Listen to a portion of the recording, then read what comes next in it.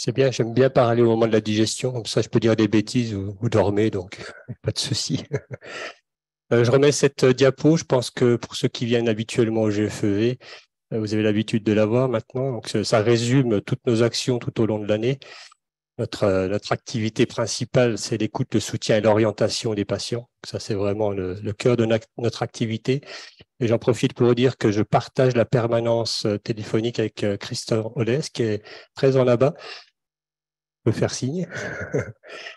C'est important que je vous le dise parce que vous pouvez être amené aussi à échanger avec lui pour des orientations de patients ou des demandes d'avis. Il n'y a pas que moi dans l'association, on est tous bénévoles, mais on est quand même un petit nombre à travailler efficacement. De la formation et d'éducation, je vous reparlerai, j'ai quelques plaques sur l'éducation thérapeutique du patient. On organise des réunions pour les patients. Un petit mot sur la recherche aussi. Tous les ans, on fait un don au GFEV. L'année dernière, c'était 15 000 euros. Cette année, c'est 10 000 euros. Ça dépend en fait des dons qu'on reçoit tout au long de l'année. L'association, en fait, elle fonctionne sur les cotisations des adhérents et les dons qu'on reçoit sont reversés à la recherche. Et l'année dernière, on a fait un appel à projet de recherche. On a pu financer ou cofinancer 4 projets. Donc, il y a un projet sur les vascularités IgA, sur la recherche de biomarqueurs avec Alexandra Audemars de Tours. Il y a un projet de Pierre-André Jarreau de Marseille qui est en délégation actuellement à Boston sur les vascularités en cas et les nets. Un projet avec Dr Tréfond de Clermont-Ferrand sur les vascularités en cas, sur la recherche de marqueurs inflammatoires. Et puis un appel à projet de recherche avec le Dr Antoine Nel de Nantes sur les biomarqueurs dans les vascularités en cas sur les atteintes rénales avec la technologie Hyperion. Voilà pour quelques brèves sur la recherche. Au niveau partenariat, beaucoup de partenariats avec notamment le GFEV, évidemment. On a un agrément représentant des usagers. On a pas mal d'actions aussi transversales sur la vie quotidienne et le mieux vivre avec la pathologie au quotidien. Et puis, on sensibilise le corps médical et les pouvoirs publics. Alors ça, c'est pareil, je le montre tous les ans. À nouveau, je vous le remontre. C'est un flyer destiné à vos patients, surtout sur le lavage de nez pour les patients GPA et GEPA. Il y en a à l'entrée de l'amphi. C'est téléchargeable sur notre site internet. Et puis, il y a une autre vidéo qui est disponible, qui a été faite par la filière FI2R. Donc, quand on aura écoulé notre stock de flyers sur le lavage de nez, on mettra le lien vers cette vidéo et on fera aussi un petit flash code pour que les patients puissent accéder directement au tutoriel. Un petit mot sur l'ETP. Comme vous le savez, il existe un programme d'ETP vasculaire qui a été développé avec l'équipe de Cochin, avec le docteur Morel notamment. Donc, plusieurs ateliers que vous connaissez peut-être déjà. Vous avez peut-être déjà vu ce flyer. Donc, connaître ma maladie, connaître mon traitement, la rechute de la maladie, estime de soi, gérer l'alimentation, la fatigue, les droits sociaux et le VasQuiz. VasQuiz, c'est en fait un atelier, c'est un plateau de jeu, c'est un atelier général sur les autres ateliers. En fait, on évalue les connaissances que les patients ont pu acquérir.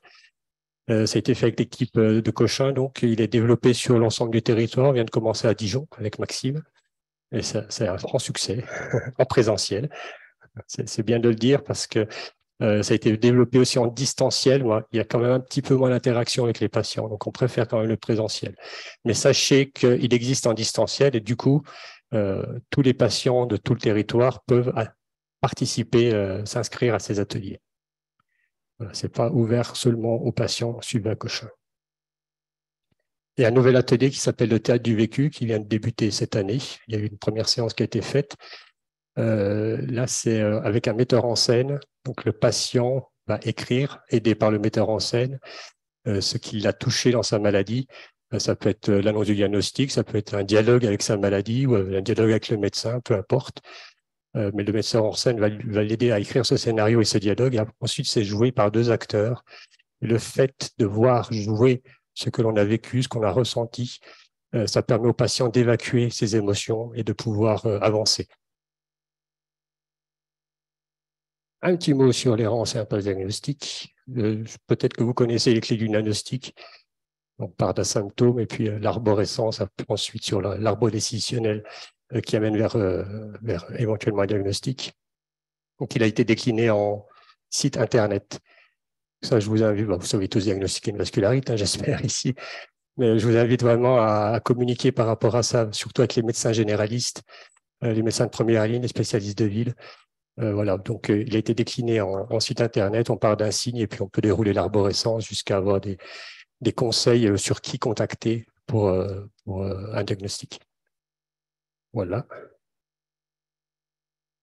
Toujours avec l'errance et impasse diagnostique, donc l'association elle fait partie de la commission errance et impasse diagnostique de la filière FI2R. Et actuellement, on vient de commencer un travail sur errance diagnostique et psychiatrie, parce qu'on avait fait une enquête auprès des associations de patients et des patients, et il y avait des choses qui étaient ressorties qui étaient intéressantes, notamment ce qui est en rouge et en gras. Donc, les patients rapportaient, quand ils ont une consultation avec un médecin, c'est psychologique, c'est dans la tête, c'est le stress. Alors ça, évidemment, nous, on n'a que le retour du patient. On peut pas aller, on n'était pas une petite souris en consultation. On aimerait bien, mais on n'a pas la possibilité de le faire. Donc ça, c'est vraiment un retour patient. L'annonce est souvent brutale. Donc c'est vrai que l'annonce, c'est parfois vécu comme une délivrance parce que c'est enfin ce qu'on a, on a une perspective de traitement. Mais néanmoins, ça bouleverse la vie et parfois besoin de reconstruction derrière. Et puis, on a besoin d'accompagnement psy pour l'errance et l'annonce. Ça, c'est aussi quelque chose qui a été remonté par les patients.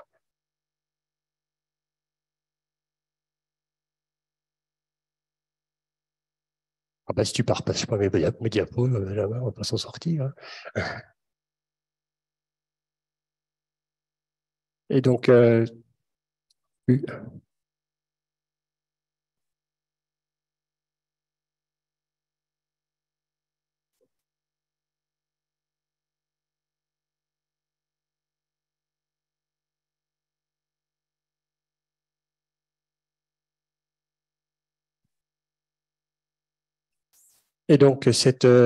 travail sur l'errance diagnostique et psychiatrie, ça a permis à Alexandra Williams, qui fait partie des pilotes de cette commission, d'aller à un congrès de psychiatres en décembre 2022 pour pouvoir échanger avec eux et avoir leur retour et leur expérience par rapport aux maladies rares. Et donc, les échanges, ça a montré qu'ils ne pensent pas forcément aux maladies rares, ils ne se sentent pas forcément légitimes de remettre en cause un diagnostic, ils ne sont pas toujours vus comme des confrères par les spécialistes.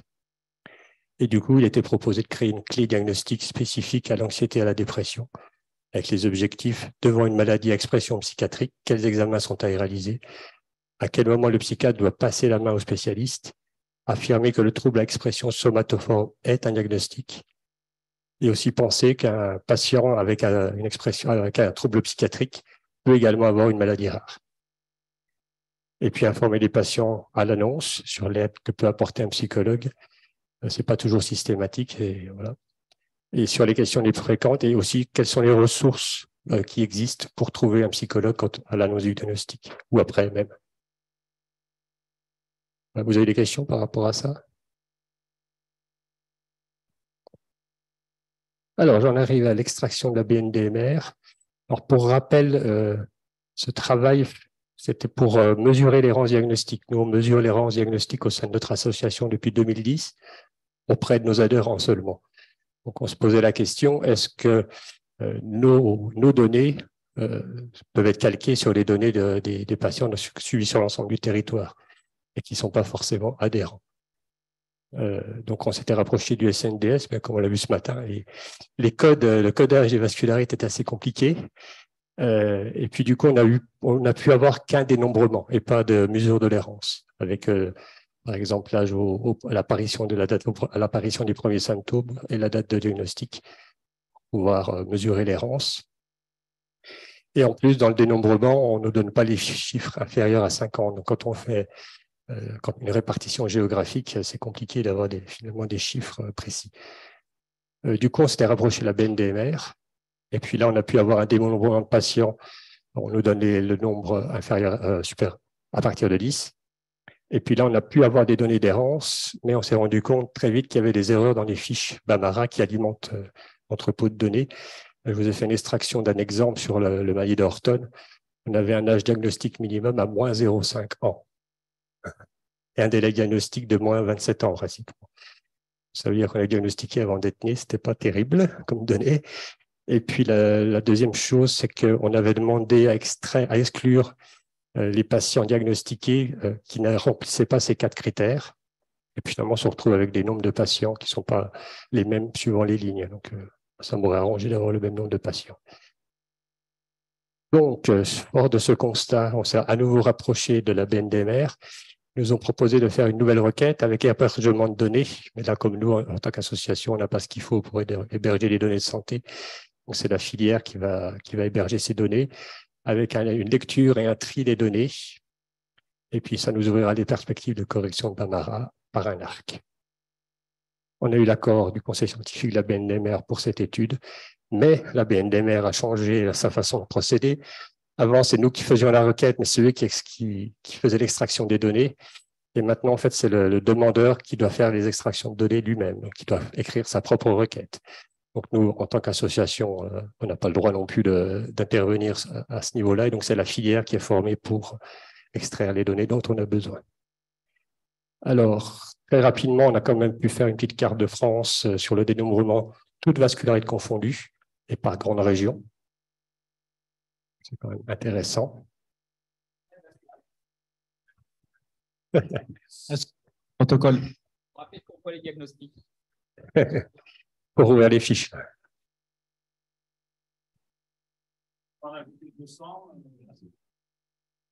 Donc, la BNDMR, c'est les patients qui sont uniquement suivis en centre expert, compétences et références. Là, c'est la même chose, mais par centre. Toulouse, il y en a 77. Voilà, c'est possible. Je n'ai pas mis l'échelle, là, je vois de la couleur, donc ça va du bleu ciel au rouge foncé sur Paris. Et ça, donc, c'est la répartition, donc la colonne de gauche, les vascularites. La deuxième colonne, c'est l'extraction BNMR. Ensuite, c'est l'extraction SNDS, avec les quelques codes qu'on a pu avoir. Et puis, à droite, ce sont l'effectif. C'est l'effectif de l'association par vascularite. Donc, on voit quand même que, même si les patients n'ont pas forcément besoin d'une association, on voit qu'il y a quand même de l'information à donner à vos patients. Qui, dans la salle, informe son patient systématiquement de l'existence d'une association? Peut mieux faire. Il y a des plaquettes en haut de l'association, prenez-en. Et c'est téléchargeable sur notre site en accès libre. Allez-y. Donc après, je sais bien que voilà, les patients, on propose et les patients disposent. Tout le monde n'a pas forcément besoin d'une association. Et j'en ai terminé.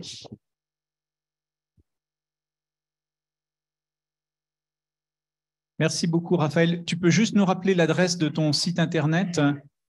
www.association-vascularite.org. Vascularite au pluriel, parce qu'on s'occupe de toutes les vascularites sauf Takayashu, parce qu'il y a une association Takayashu dédiée. B7, c'est un peu compliqué, mais il y a un groupe B7 dédié, donc nous, on en fait beaucoup moins. Autrement, toutes les autres vascularites sont les bienvenues. Donc, pensez bien à prendre une plaquette si vous n'avez pas l'adresse mail de France Vascularite, de façon à pouvoir le proposer systématiquement à vos patients. Et certains patients vous reprochent de ne pas l'avoir fait si vous ne le faites pas. Hein. Je trouve ça très bien, moi. Effectivement, l'adresse mail, c'est association.vascularite@gmail.com. Vous la trouvez également sur le site du GFEV, qui est, comme vous le savez, vascularite avec un s.org. Des questions? Tout est clair. Eh bien, merci beaucoup, Raphaël.